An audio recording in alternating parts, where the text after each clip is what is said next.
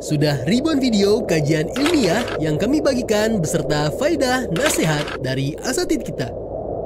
Terbayang pahalanya? Saudaraku, kami mengajak Anda untuk menjadi bagian dari tugas mulia ini.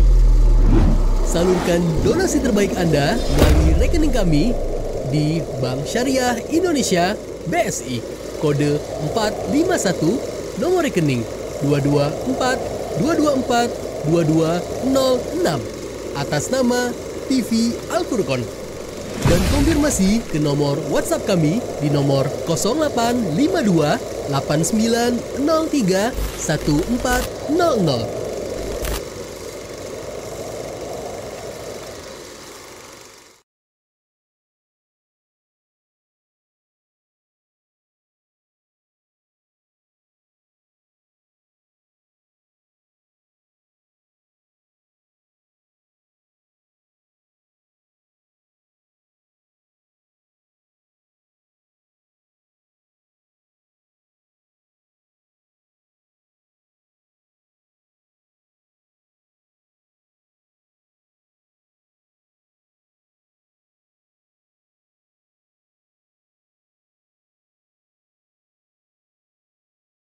Billahi min syururi anfusina wa sayyiati a'malina. Man yahdihillahu fala mudhillalah wa man yudlil fala hadiyalah. Asyhadu an la ilaha illallah wahdahu la syarikalah wa asyhadu anna Muhammadan abduhu wa rasuluh. Ya ayyuhalladzina amanu taqullaha haqqa tuqatih wa la tamutunna illa wa antum muslimun. Ya ayuhan nasu taqu rabbakumul ladzi khalaqakum min nafsin wahidah wa khalaqa minha zawjaha wa batha minhuma rijalan katsiran wa nisaa'a wattaqullaha alladzi tasaaluna bihi wal arham innallaha kana 'alaikum raqiba. Ya ayyuhalladzina amanu taqullaha wa qulu qawlan sadida yuslih lakum a'malakum wa yaghfir lakum dhunubakum wa man yuti'illaha wa rasulahu faqad faza fawzan 'azima. Amma ba'du, fa inna asdaqal hadithi kitabullah wa khairal hadi Muhammadin sallallahu alaihi wasallam wa syarral umuri muhdatsatuha wa kullu muhdatsatin bid'ah wa kullu bid'atin dhalalah wa kullu dhalalatin finnar. Ma'asyiral muslimin wal muslimat, para pemirsa dan pendengar suara Al Furqon TV yang dirahmati Allah Subhanahu wa taala dimanapun Anda berada, wabil khusus para ummahat, para akhwat, para wanita-wanita muslimah dimanapun Anda berada. Pagi hari ini kita akan melanjutkan kembali kajian tentang ad-durusul muhimmah li nisa'il ummah, pelajaran-pelajaran penting bagi kaum wanita muslimah. Insyaallah pembahasan tentang masalah toharo sudah selesai dengan diakhiri pembahasan seputar masalah tayamum dan kemudian dilanjutkan sunanul fitrah atau hisolul fitrah. Untuk pertemuan kali ini kita lanjutkan pembahasan tentang ahkamus sholah, tentang hukum-hukum seputar masalah sholat. Hukum-hukum seputar masalah sholat akan dibahas nanti insya Allah tentang bagaimana hukumnya sholat ya, secara hukum taklifi, kemudian kewajiban-kewajibannya dan juga waktu-waktunya. Dan insya Allah akan kami tambahkan pula sebelum itu seputar masalah pengertian tentang sholat dan juga keutamaannya. Para pemirsa dan pendengar suara Al Furqon TV dimanapun Anda berada, semoga Allah Subhanahu wa ta'ala merahmati kita semua dan memberikan tambahan ilmu yang bermanfaat kepada kita semua. Sholat ini merupakan tiang agama. As-sholatu imaduddin. Sholat merupakan tiang agama dan juga merupakan rukun, salah satu rukun-rukun yang pokok, yang mana bangunan agama ini tidak akan tegak kecuali dengannya. Jadi sholat memiliki kedudukan yang penting di dalam apa? Di dalam agama Islam. Naam. Tetapi tentang pembahasan atau tentang penjelasan bahwa sholat itu imaduddin. Sholat itu merupakan tiangnya agama adalah sahih berdasarkan hadis riwayat Imam Tirmidzi dalam Abwaabul Iman an Rasulillah sallallahu alaihi wasallam, babun ma jaa fi hurmatis sholat, bab tentang riwayat atau hadis yang membahas atau yang datang seputar hurmatis sholat, ya, kemuliaan atau kehormatan tentang ibadah sholat. Imam Tirmidzi meriwayatkan hadis ini dalam sunannya, hadis nomor 2616, di mana Rasulullah Shallallahu Alaihi Wasallam bersabda dalam hadis yang panjang. Di sebagian hadis itu, di sebagian kalimat atau potongan hadis itu, beliau bersabda, Rasul amril Islam wa amuduhu sholah wa dzirwatu sanamihil jihad. Pokok perkara, pokok urusan itu adalah Islam, tiangnya adalah sholat, dan puncaknya adalah jihad. Hadis ini diriwayatkan oleh Imam Tirmidzi dan termasuk hadis yang makbul, hadis yang bisa diterima. Dalam hadis yang sahih atau hasan ini, ma'asyiral muslimin, para pendengar, bahwasanya perkara, pokok perkara itu Islam. Artinya apa? Allah Subhanahu wa ta'ala akan menilai amal ibadah hambanya apabila hambanya tadi apa? Masuk Islam. Islam artinya berserah diri kepada Allah Subhanahu wa ta'ala. Oleh karena itulah maka Allah tidak menerima amal ibadah, kebaikan, perbuatan baik, amal soleh hamba-hambanya setelah diutusnya Nabi Muhammad SAW, kecuali apa? Dengan masuk Islam, meyakini Allah itu sebagai Tuhannya, Rasul Muhammad SAW sebagai nabinya, dan Islam sebagai agamanya. Ya, raditu billahi rabba wa bil islami dina wa bi Muhammadin nabiyya wa rasula. Ya, sebagaimana dalam hadis yang sahih, yakni Nabi sallallahu alaihi wasallam bersabda, "Dzaqa ta'mal iman man radiya billahi rabba wa bil islami dina wa bi Muhammadin nabiyya wa rasula." Sungguh akan merasakan nikmatnya keimanan siapa yang ridho, rela Allah sebagai Tuhannya, kemudian Islam sebagai agamanya, dan Nabi Muhammad SAW sebagai utusannya, utusan Allah. Bahkan Allah Subhanahu wa ta'ala hanya mengakui dalam kitabnya Al-Quran, satu-satunya agama yang diridhoi di sisi Allah hanyalah Islam. Inna dina indallahil Islam. Sungguhnya agama yang diridhoi di sisi Allah adalah Islam. Surat Al-Imran ayat 19. Nah, sekarang sholat itu apa pengertiannya, definisinya? Para ulama mereka telah menjelaskan dalam kitab-kitab fikih bahwa as-sholatu, sholat ini dalam bahasa Arab, ya. Sholatu bahasa Arab, al-lughah, makna secara bahasa adalah apa? Makna secara bahasa adalah ad-du'a, berdoa. Jadi kalau sholat itu berdoa. Bersolawat kepada Nabi artinya berdoa, memohonkan ampunan bagi Rasulullah atau pujian kepada beliau. Allah Subhanahu wa ta'ala berfirman dalam surat At-Taubah ayat 103, pembahasan tentang seputar masalah zakat mal. Allah berfirman, wa sholli alaihim inna sholataka sakanun lahum. Dan doakanlah mereka. Jadi sholla yusolli sholatan fahuwa musallin wa dzaka musallan sholli la tusolli. Sholli alaihim, ya, berdoalah, doakanlah mereka. Mereka siapa? Orang-orang yang telah membayar zakat, menunaikan zakat. Jadi Nabi Muhammad SAW diperintahkan oleh Allah Azza wa Jalla untuk mendoakan kebaikan, mendoakan kesejahteraan, ya, kepada orang yang telah ridho mengeluarkan sebagian harta zakatnya apabila telah mencapai nisabnya. Datang membawa zakat, ya, 2,5%, umpamanya kalau itu berupa emas atau perak, maka Nabi disuruh oleh Allah untuk mendoakan. Mendoakan apa? Mendoakan yaitu keberkahan harta, ya. Sholli alaihim, doakanlah mereka.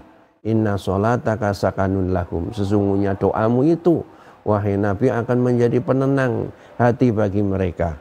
Makanya Nabi mempraktikkan perintah Allah.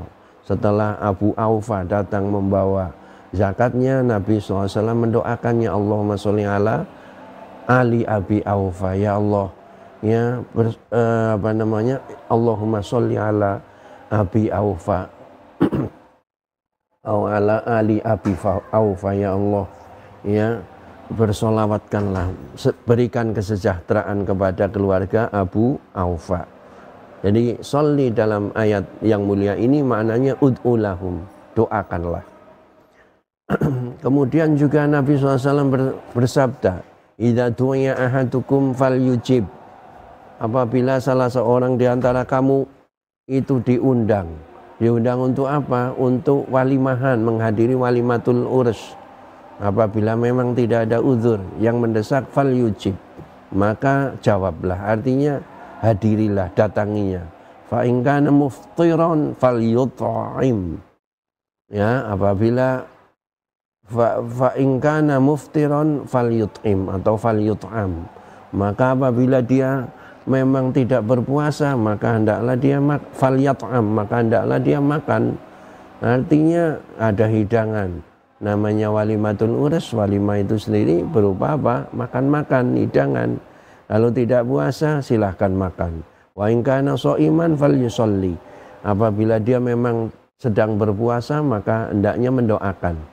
Jadi tidak menghalangi orang yang sedang berpuasa, puasa qadha, umpamanya qadha Ramadan atau puasa sunnah, Senin Kamis, puasa Daud, ternyata pas tengah-tengah yang puasa, hari Senin, hari Kamis diundang waliman, tapi dia enggan untuk yaitu membatalkan puasa.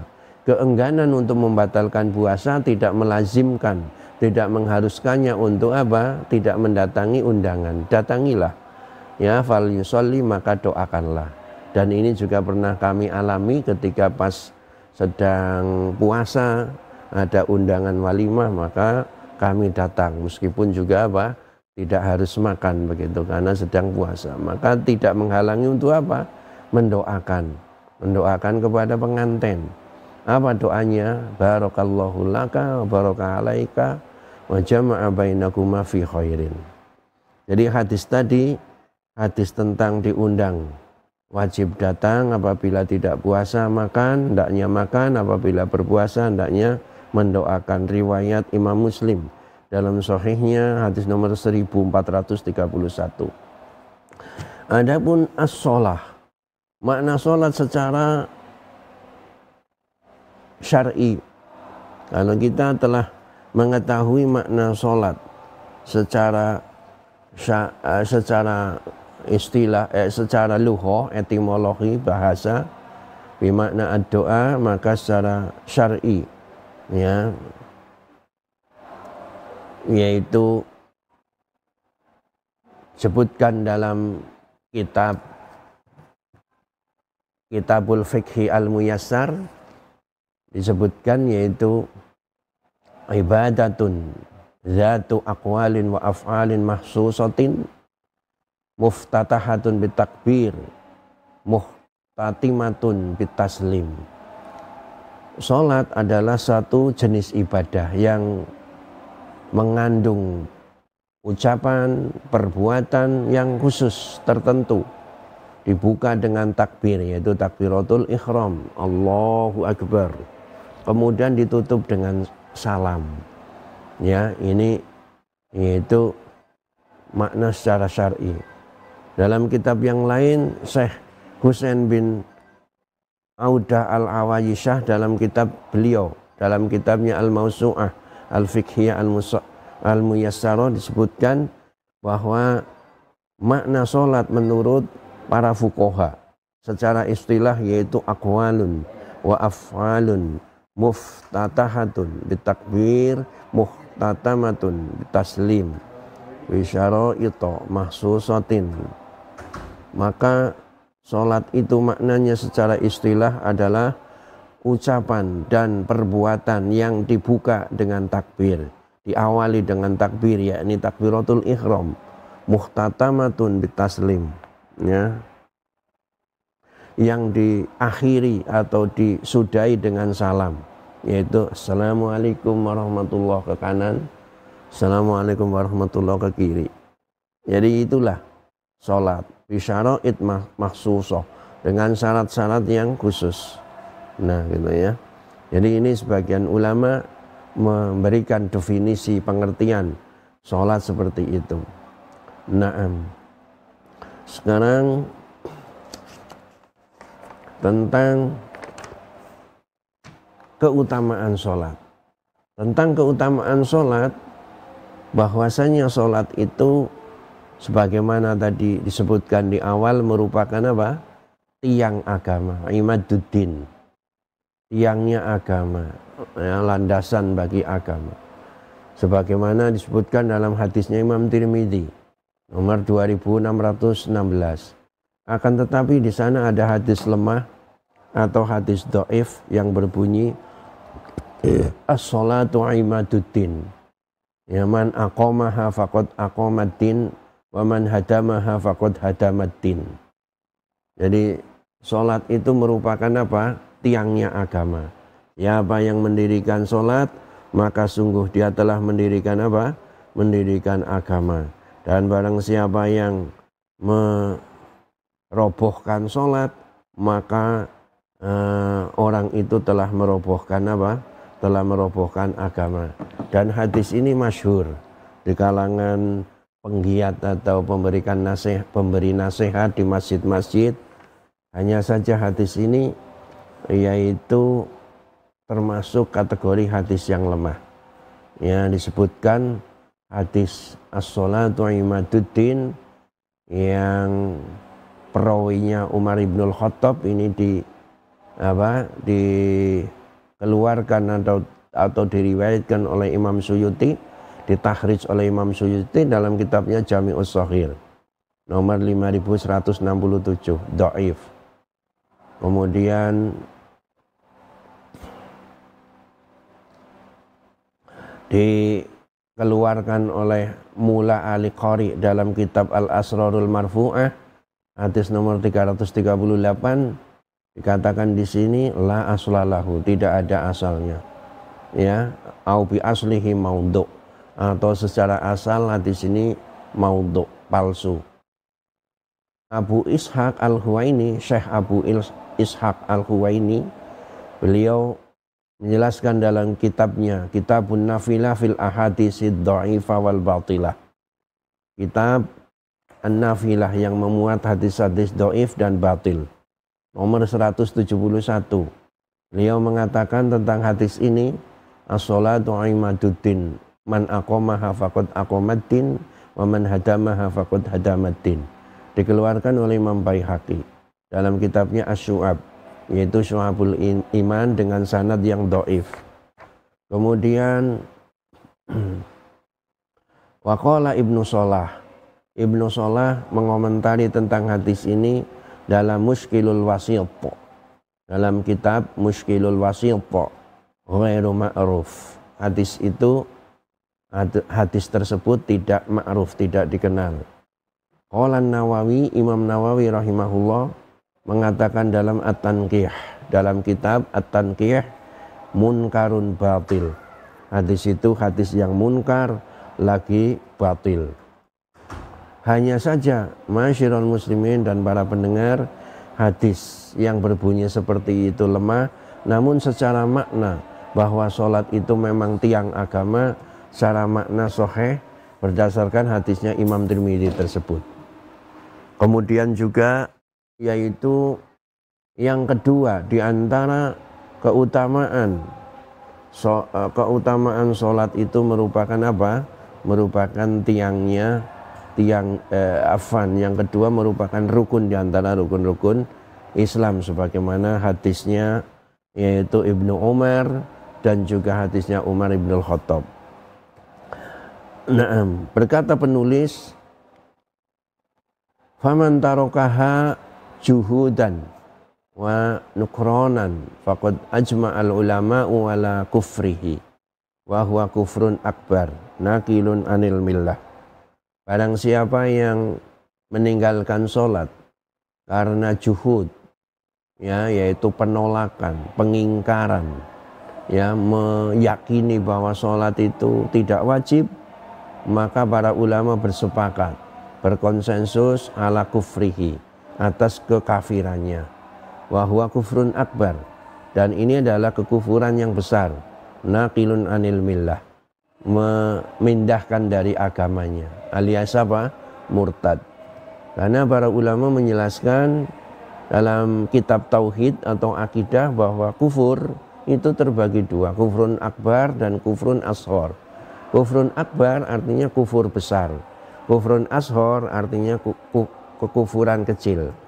Kufrun akbar, kekufuran yang besar, itu ada 4. Ya, yang pertama yaitu kufrut takdzib, kufur karena mendustakan Allah, mendustakan Rasulnya, mendustakan syariatnya. Ya, yang kedua yaitu kufru al-iba wal istikbar, kufur karena apa? Karena yaitu sombong, enggan tunduk kepada hukum Allah, sebagaimana iblis laknatullah disuruh sujud kepada Nabiullah Adam, ketika diciptakan sebagai penghormatan tidak mau sujud. Yang ketiga adalah kufrun syak, kufur karena apa? Ragu-ragu ini, ya, syariat Allah benar apa tidak, utusan Allah benar apa tidak, ragu-ragu terhadap Islam, ragu-ragu terhadap iman, ragu-ragu terhadap Al-Quran. Maka ini menjadikan kufrun akbar. Yang keempat adalah kufrul i'rad, kufur karena berpaling, sudah tahu kebenaran malah tidak mau mengikutinya, berpaling, tidak mau mengamalkannya, tidak mau mempelajarinya, tidak mau yaitu mengimaninya, meyakininya. Maka ini termasuk kufur akbar. Bedanya apa kufur akbar dengan ashor? Yang pertama, kufur akbar itu mengeluarkan pelakunya dari apa? Millah alias murtad, wal iyadzu billah.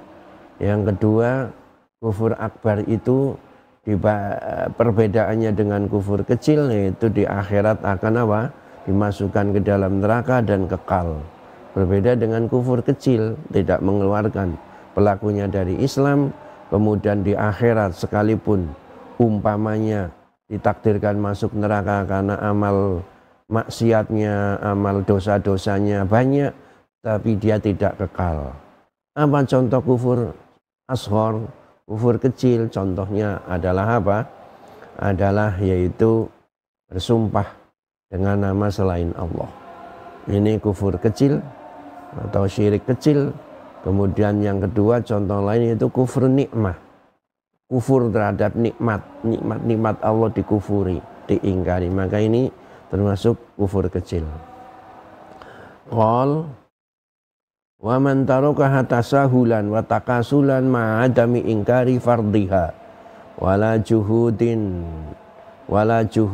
wujubiha faqad ikhtalafal ulama'u fihi. Adapun kalau memang seseorang meninggalkan sholat karena yaitu tasahul, menggampangkan, wa takasul yaitu malas-malasan, ya, gampang bermudah-mudahan, kemudian bermalas-malasan, ma'adami ingkari fardhiha, ya, tetapi dia tidak mengingkari kewajibannya, dia meyakini sholat itu wajib, tapi karena kebawa hawa nafsu, kebawa godaan setan, kebawa pergaulan teman, ya, atau di tengah keluarga yang tidak sholat, tapi dia meyakini wajibnya, hanya ikut-ikutan, sibuk pekerjaan dan lain sebagainya. Wala juhud wujubiha, namun dia tidak mengingkari kewajibannya. Salat 5 waktu itu subuh, zuhur, asar, maghrib, isya. Faqad ikhtalafal ulama, maka hukum orang tadi diperselisihkan oleh para alim ulama. Fadhahabal Imam Ahmad rahimahullah ila annahu qad kafara kufran akbar. Imam Ahmad bin Hambal rahimahullah, salah seorang imam pendiri madhab 4, ya, yaitu madhab Hambali. Beliau termasuk tobaqoh ke-10, ya, tobaqoh ke-10 dari kalangan generasi sesudah tabi'ut tabi'in, wafat tahun 241 Hijriah. Beliau berpendapat bahwa orang yang meninggalkan sholat karena malas-malasan atau menggampangkan, maka dia telah kafir dengan kufur akbar. Artinya apa? Keluar dari millah, murtad. Wa amma Syafi'i wa ghairuhu faqalu bal huwa kufrun asghar la yanqulu anil millah. Namun Imam Syafi'i, Imam Muhammad ibnu Idris Asy-Syafi'i, salah seorang imam muassis madhab 4, gurunya Imam Ahmad bin Hambal, beliau Taubakoh ke-9, wafat tahun 204 Hijriah.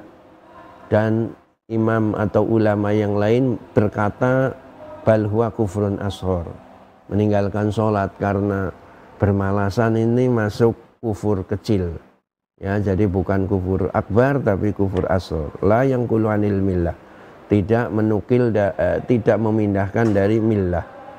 Nah gitu. Walikulli fariqin adillatu, masing-masing dari kelompok ulama tersebut memiliki dalil-dalil, hujah-hujah. Ya, walaysa hadza mawdhi'u tafsilil khilafi hadhil mas'alah. Maka pada kitab yang ringkas ini bukanlah tempatnya untuk merinci perbedaan yaitu masalah ini. Jadi sampai sekarang pun ada khilaf di antara ulama, terutama ulama-ulama Saudi, Saudiyah, seperti Syekh bin Baz, Syekh Ibnu Utsaimin dan lain-lain. Rata-rata mereka mengikuti pendapatnya Imam Ahmad bin Hambal. Kufurnya orang yang meninggalkan sholat meskipun dia bermalasan. Adapun sebagian ulama yang lain seperti Syekh Albani, ya, dan yang lain berpendapat belum sampai yaitu kufur akbar begitu. Namun ya, walaupun ini terjadi perbedaan pendapat, perkara ini perkara apa? Perkara-perkara yang berbahaya. Oleh karena itu hendaknya kaum muslimin waspada, ya, waspada supaya tidak meremehkan, menggampangkan urusan apa? Sholat. Apalagi nanti akan dijelaskan dalil-dalil, ya, dari Al-Quran maupun dalil hadis tentang ya kedudukan sholat atau bahayanya meninggalkan apa? Meninggalkan sholat. Jangan sampai Anda sebagai orang muslim tapi apa? Meremehkan, ya, tidak mau sholat, ya. Bagaimana nanti kalau meninggal dunia? Apa kepengen disolati apa tidak? Jadi orang mungkin mereka merasa enggan. Kenapa? Karena ketika hidupnya di dunia mereka malas-malasan sholat, tinggal sholat, diajak ke masjid malas, ya, sulit, ya. Setelah meninggal dunia gimana? Mau disolati atau tidak? Nah ini. Lakin qad warada fil kitabi was sunnah ma yu'aqidu azma haqqi as-shalah wa tauqida wujubiha wa bayana makanatiha minad din. Akan tetapi telah datang di dalam kitab Al-Quran dan Sunnah An-Nabawiyah, ya, riwayat atau keterangan yang menguatkan, ya, besarnya haknya sholat, betapa besar haknya sholat, wa tauqid, penekanan kewajibannya, serta penjelasan kedudukan yang tinggi di dalam agama Islam ini. Ya, ibaratkan apa? Ibaratkan kalau haji itu wukuf di Arafah, ya, maka Arafah itu termasuk wukuf di Arafah, rukunnya haji. Ini juga begitu sholat, ya, al-wukuf, al-hajju al-Arafah, gitu ya. Nabi bersabda, haji itu adalah wukuf di Arafah. Maknanya kalau tidak ada wukuf di Arafah tidak ada haji. Karena wukuf di Arafah ini rukun. Gitu pula al-Islamu sholat, ya, sholat itu merupakan rukun Islam. Makanya kalau tidak ada sholat tidak ada Islam. Mafhumnya begitu. Hanya saja tadi kalau memang pengingkarannya karena juhud, ya, meninggalkannya karena juhud, mengingkari tidak wajibnya Allah, sholat itu apa? Cukup iman dalam hati, iman dalam lisan, sholat gak mau, ya, cukup dalam hati, sholat diam, gitu, ya, atau sholat cuma sekali sehari. Nah ini mau ajarannya siapa yang mau diambil?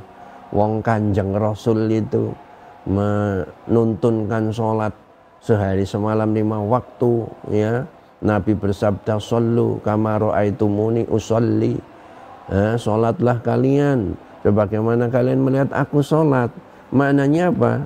Maknanya Rasulullah sebagai utusan Allah Subhanahu wa ta'ala membimbing umatnya, ya, agar beramal ibadah seperti yang beliau apa? Beliau contohkan. Allah berfirman, "Laqad kana lakum fi Rasulillahi uswatun hasanah." Sungguh telah ada contoh suri toladan yang baik, ya, bagi kalian pada diri Rasul Muhammad sallallahu alaihi wasallam. Surat Al-Ahzab ayat 21. Kemudian dalam surat yaitu Al-Hasyr, Allah Subhanahu wa taala berfirman, "Wa ma atakumur rasulu fakhudhuhu wa ma nahakum anhu fantahu." Surat Al-Hasyr, surat ke-59 ayat ke-10, yang artinya kurang lebih demikian. Apa saja yang dibawa oleh Rasul maka ambillah, dan apa yang wa ma atakumur rasulu fakhudhu wa ma nahakum anhu fantahu. Apa yang dilarang oleh Rasul maka berhentilah, tinggalkanlah, jauhilah. Wa qala Allah ta'ala fi mawadhi'a katsiratin minal Qur'an. Allah Subhanahu wa taala menjelaskan dalam berbagai ayat dalam Al-Qur'an, tempat-tempat yang banyak. Wa aqimus sholata wa atuz zakah warka'u ma'ar raqiin. Dirikanlah salat, bayarlah zakat, dan rukuklah kalian bersama orang-orang yang rukuk. Ini menunjukkan betapa tingginya kedudukan sholat dan keutamaannya. Kemudian juga dalam ayat yang lain Allah berfirman, "Inna sholata tanha 'anil fahsya'i wal munkar wa la dzikrullahi akbar." Sungguhnya sholat itu mencegah perbuatan keji dan mungkar, dan sungguh zikir mengingat kepada Allah itu perkara yang besar. Ada pertanyaan, bagaimana kalau sudah sholat tapi masih berbuat keji dan mungkar? Jawabannya berarti belum sholat. Nah gitu ya, maknanya belum sholat secara hakiki. Karena kalau orang sudah sholat secara hakiki, maka dia menjiwai sholatnya, menjauhi larangan-larangan Allah. Kalau sudah sholat tapi nggak mau menjauhi larangan-larangan Allah, maka mafhumnya apa? Sholatnya nggak benar, gitu ya. Hanya gugur kewajiban.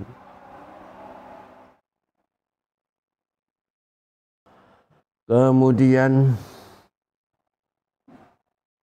di antara keutamaan sholat,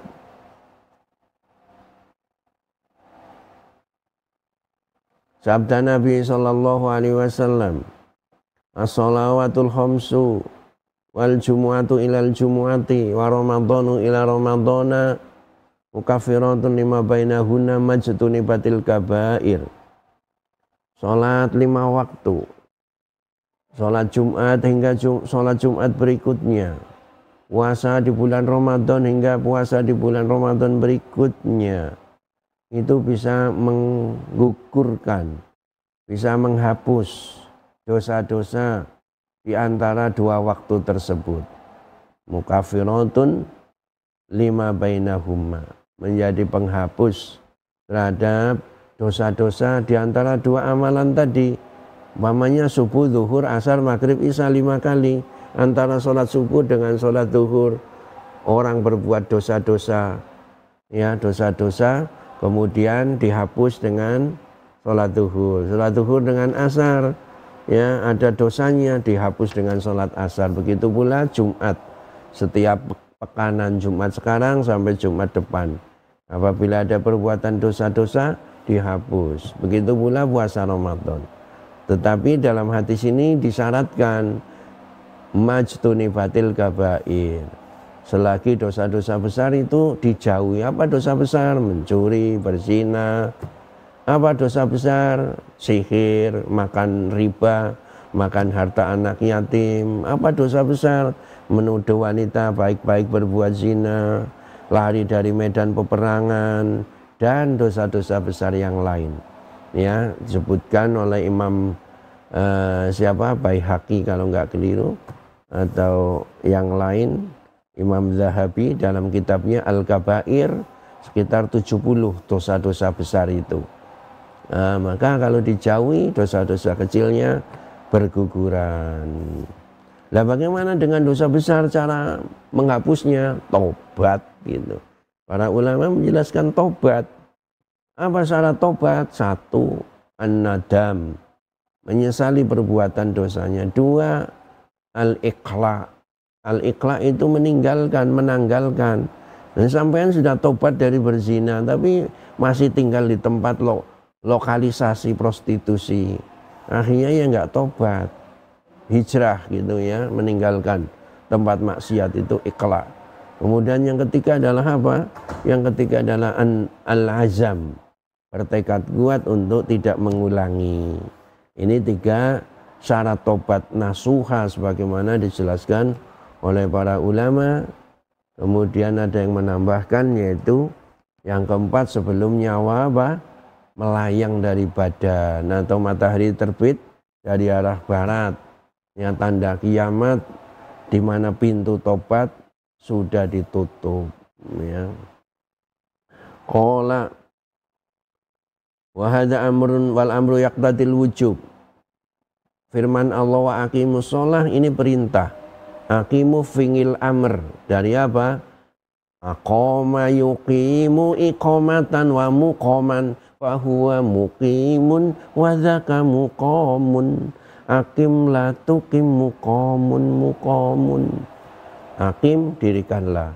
Aqim, aqima, aqimu, aqimi, aqima, aqimna. Nah ini ya. Para santri yang belajar nahwu shorof, belajar tasrifan, maka demikian ya. Tasrif istilahi, tasrif lughawi.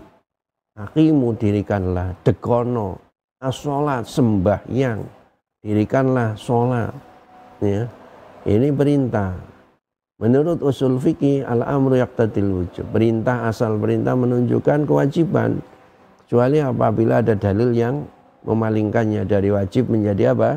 Sunnah. Dalam hadis Abdullah bin Umar, bahwasanya Umar bin Khattab, ayahnya radhiyallahu anhuma, meriwayatkan hadis dalam kisah Jibril, pertanyaan malaikat Jibril alaihissalam kepada Nabi sallallahu alaihi wasallam tentang Islam, iman dan ihsan. Islam, iman dan ihsan. Ini termasuk apa? Marotibu al-Islam. Tingkatan-tingkatan Islam. Islam, iman, ihsan. Maka Nabi SAW bersabda, al-Islamu anta syahada an la ilaha illallah wa anna muhammadan rasulullah wa tuqimas shalah. Ya ila akhirih. Islam itu artinya engkau bersaksi bahwa tidak ada Tuhan yang berhak disembah secara benar kecuali hanya Allah saja. Dan sesungguhnya Muhammad sallallahu alaihi wasallam itu utusannya, dan engkau mendirikan sholat. Yang namanya mendirikan sholat itu tidak main-main, tidak asal-asalan. Mendirikan sholat ya apa? Menetapi ya syarat-syaratnya, mengerjakan syarat-syaratnya, rukun-rukunnya, kewajiban-kewajibannya, kesunahan-kesunahannya, adab-adabnya, meninggalkan pembatal-pembatalnya, meninggalkan keharaman-keharamannya, meninggalkan kemakruhan-kemakruhannya dalam sholat itu. Ya, dilaksanakan dengan khusyuk dan tumak ninah. Nah itu namanya mendirikan apa? Mendirikan sholat. Ya, ditunaikan tepat waktunya. Ya, utamanya di awal waktu. Ditunaikan berjamaah bagi laki-laki di masjid-masjid. Adapun wanita-wanita muslimah cukup dikerjakan di rumahnya masing-masing. Boleh juga dikerjakan di masjid apabila apa? Mendapatkan izin dari suaminya atau walinya, karena rumahnya itu lebih afdol. Nabi SAW bersabda, la tamna'u ima Allah masajid Allah wa buyutuhunna khairun lahunna. Janganlah kamu melarang wahai para wali, wahai para suami, wanita-wanitamu, istri-istrimu itu untuk apa? Pergi ke masjid dalam rangka sholat, ikut sholat berjamaah, tetapi rumah-rumah mereka itu lebih afdol. Nah, kenapa? Karena memang secara umum Allah Subhanahu wa taala mensyariatkan, mengatur bahwa medan kerja, ya, waktu yang terbanyak bagi wanita untuk berdiam adalah apa? Di rumahnya. Ya, Allah berfirman, wa qarna fi buyutikunna wa la tabarrujna tabarrujal jahiliyatil ula. Maka tinggallah kalian wahai istri-istri Nabi di rumah-rumah kalian, dan janganlah kalian bersolek, berdandan sebagaimana, ya, dandanannya kaum jahiliyah, wanita-wanita jahiliyah yang pertama. Kemudian hadis Nabi SAW yang diriwayatkan oleh Ibnu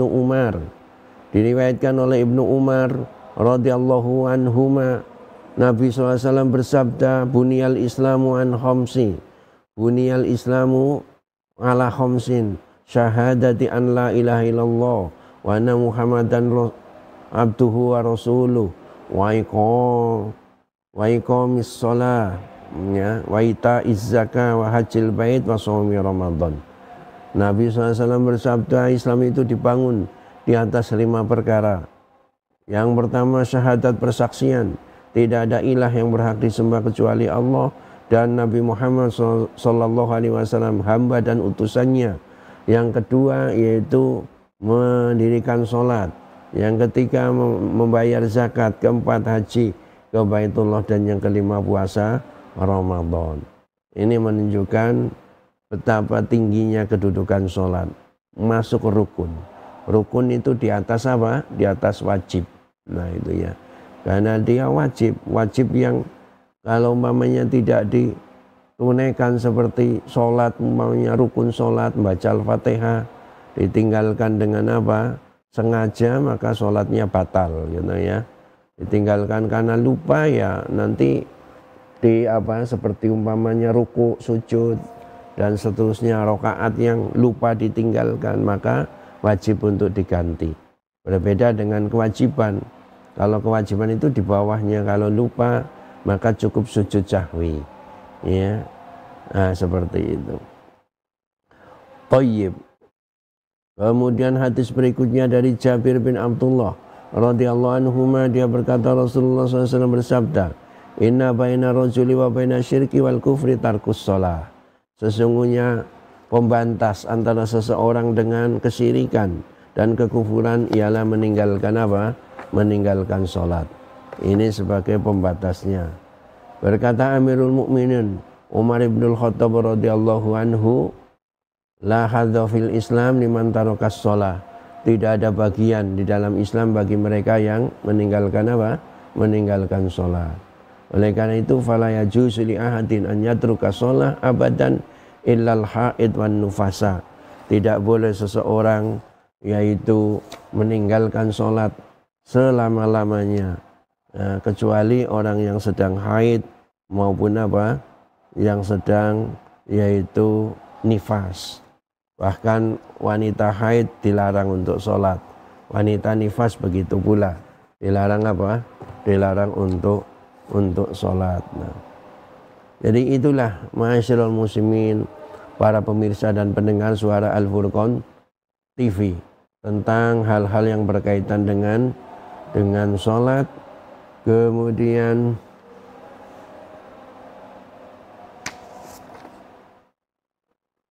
kami tambahkan sedikit tentang masalah keutamaannya.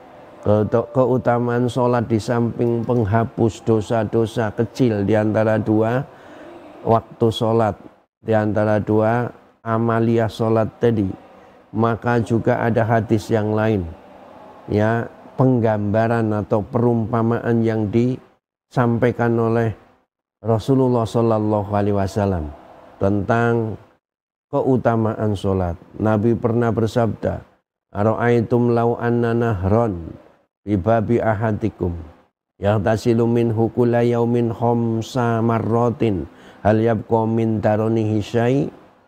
Wahai para sahabat, bagaimana pendapat kalian sekiranya di depan rumah salah seorang kalian ada suatu sungai, ada sebuah sungai yang mengalir, ya, sungai yang jernih, lalu dia mandi darinya, dari sungai itu sehari 5 kali mandinya. Bagaimana menurut pendapat kalian? Apakah masih tersisa kotoran yang melekat pada badannya? Qalu la yabqa min daronihi syai'. Para sahabat menjawab, oh tidak ya Rasul, tidak ada lagi kotoran yang melekat di badannya, ya. Wong dia mandinya banyak kok, bukan hanya sekali sehari, 2 kali sehari, tapi apa?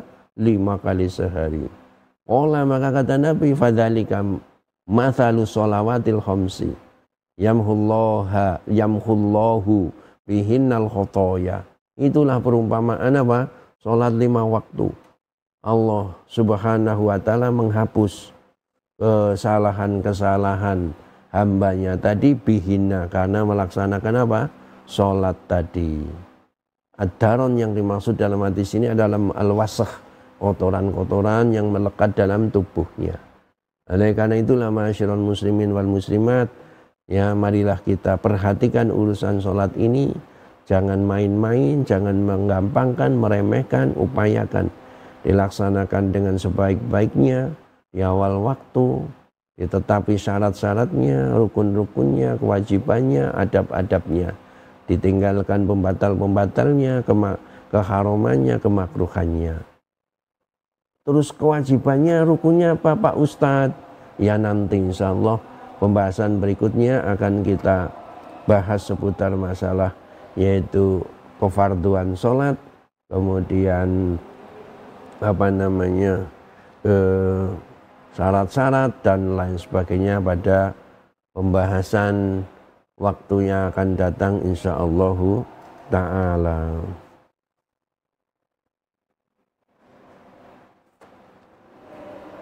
Kemudian terakhir untuk mentakkid atau menekankan lagi bahwa hukum sholat yaitu sholat apa?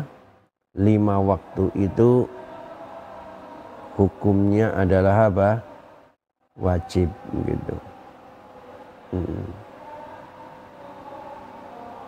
Jadi hukum sholat 5 waktu adalah wajib. Kewajiban ini telah dimaklumi berdasarkan kitab Al-Quran, Sunnah, dan ijma' para ulama. Allah berfirman, wa aqimus sholah qul li ibadiyalladzina amanu yuqimus sholah. Dalam sunnah hadis Al-Mi'raj, ya, di mana Isra Mi'rajnya Nabi awalnya diperintahkan apa? 50 kali sholat, kemudian terakhir menjadi 5. Maka disebutkan wahiyya khamsun wahiyya khamsuna. Sholat itu menjadi 5 kali sehari semalam yang kedudukannya atau bobotnya sama dengan 50 kali sholat. Kenapa? Karena ini kemurahan Allah. Wal hasanatu bi asyri amsalihha. Satu kebaikan nilainya sama dengan 10 kali kebaikan. Nah,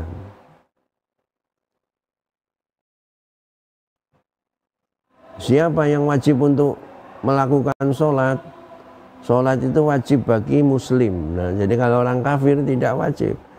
Wajibnya sholat 1 bagi muslim, 2 balik, yang sudah balik umur 15 tahun ke atas atau sudah mimpi basah ikhtilam. Yang ketiga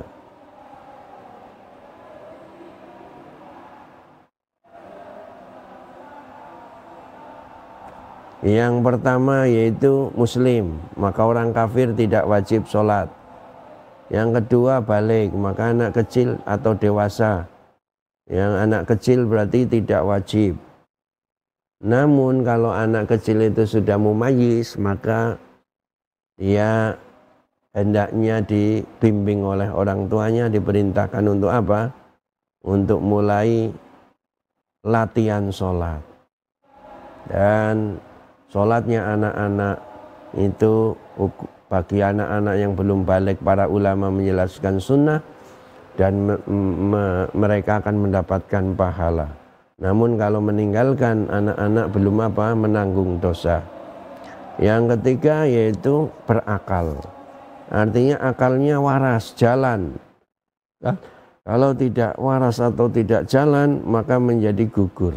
Sabda Nabi, Rufi'al qalamu an thalathatin anin naimi hatta yastaiqidha wa anil majnun hatta yafiq wa anis saghir hatta yabluh. Pena itu diangkat dari 3 golongan. Artinya beban kewajiban itu ya diangkat dari 3 golongan. 1, orang yang tidur sampai dia terbangun karena akalnya hilang. Yang kedua, orang yang maknanya akarnya tidak berjalan, dia sedang tidur, nggak ingat. Yang kedua, orang yang gila sampai dia siuman, sembuh dari gilanya. Yang ketiga, anak kecil sampai dia dewasa. Nah, jadi ini yang diwajibkan untuk melaksanakan sholat. Kemudian kewajiban sholat ini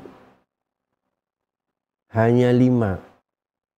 Berdasarkan hadisnya Thalha bin Ubaidillah radhiyallahu anhu, seseorang datang kepada Rasulullah SAW dari ahli Najd, ya, yang mana kepalanya itu, rambutnya itu acak-acakan, ya. Suaranya terdengar keras tapi tidak bisa dipahami. Lantas mendekat dan bertanya kepada Nabi SAW tentang Islam. Apa itu Islam? Maka Nabi menjawab, oh, Islam itu khamsu sholawatin fil yaumi wal lail. Islam itu Anda mengerjakan sholat 5 kali sehari semalam. Jadi Nabi itu menjelaskan yang mudah-mudah, sederhana. Mananya kalau Anda Islam, ini kewajibannya, sholat 5 waktu. Maka orang tadi yang dari Najdnya sudah masuk Islam bertanya lagi, hal alayya khairuha, apakah aku masih diwajibkan menjalankan sholat selain 5 waktu tadi? Qala, kata Nabi, illa anta tawwa'a, enggak ada kewajiban lain selain sholat 5 waktu, kecuali kalau engkau ingin melaksanakan yang sunnah, sholat sunnah. Maka para ulama menjelaskan bahwa sholat 5 waktu ini adalah 1, sholatul zuhri, sholat zuhur, wahi arba'u rakaat, 4 rakaat. Yang kedua sholatul asar, wahi arba'u rakaat. Yang kedua sholat asar, ini 4 rakaat. 3 sholat maghrib, 3 rakaat. 4 sholat isya, 4 rakaat. 5 sholat subuh, yaitu 2 rakaat. Zuhur, asar, maghrib, isya, subuh. Sebagian orang menyingkat Islam. Sebagian orang menyingkat Islam. Islam itu ya isya, s, subuh, l, lohor. Maksudnya zuhur, a, asar, m, maghrib. Jadi sampean Islam, sampean wajib melaksanakan 5 kali sholat. Isya, subuh, lohor, asar, maghrib. Nah, gitu ya.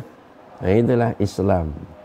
Maka orang muslim itu dia minimalnya melaksanakan sholat-sholat yang wajib tadi 5 kali, maksimalnya ditambah sholat-sholat sunnah, yang tergantung sampean, anda sekalian mampu mengerjakannya dari sholat-sholat sunnah yang banyak. Mau pilih mana? Sholat rawatib, oke, 12 rakaat atau 10 rakaat sehari semalam, mengiringi sholat fardu. Sholat apa lagi? Sholat malam 11 rakaat. Kalau memang kuatnya, kalau tidak kuat ya 9, 7 dan seterusnya. Ya, sebagian ulama berpendapat bahkan lebih dari 11 gitu ya, sholat malam. Nah, ini memang ada khilaf.